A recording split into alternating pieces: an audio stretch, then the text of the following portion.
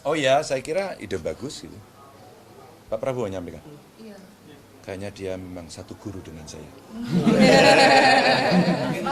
Bahwa jawaban yang sesungguhnya adalah konsep Giant Seawall ini.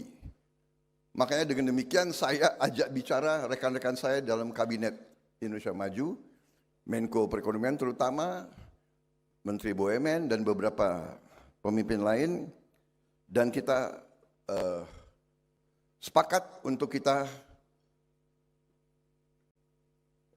mengangkat kembali gagasan Giant Seawall ini.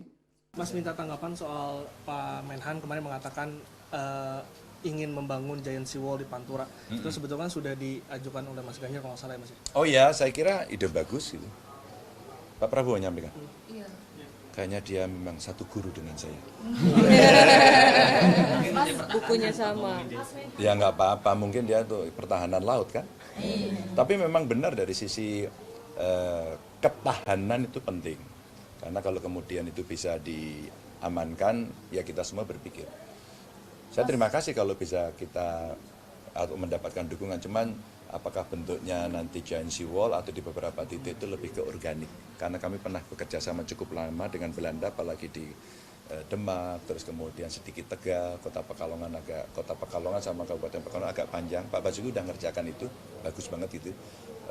Tapi memang perhitungannya mesti serius betul. Artinya tidak melihat ini sebagai contekan gitu ya Mas? Enggak dong, saling mendukung. Kan positif toh. Kan kemarin beliau sampai 3 kali ya, sama terus sama saya. Memang kita